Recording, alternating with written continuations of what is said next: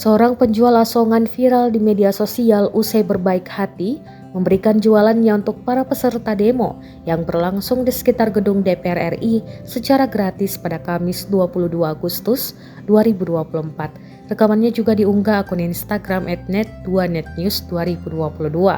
Terdengar dalam video tersebut seorang penjual asongan sambil berteriak, "Gratis, gratis!" Tidak menunggu lama, pedagang pun diserbu oleh peserta pendemo yang ada di sekitarnya. Jajanan yang diberikan berupa telur puyuh, mangga potong, keripik, hingga kacang.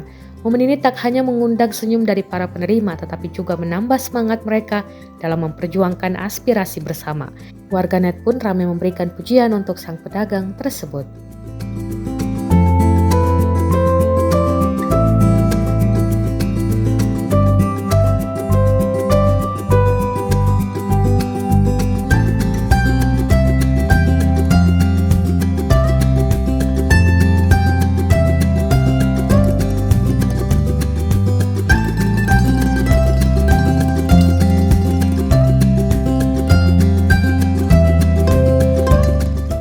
Download Tribun X sekarang, menghadirkan lokal menjadi Indonesia.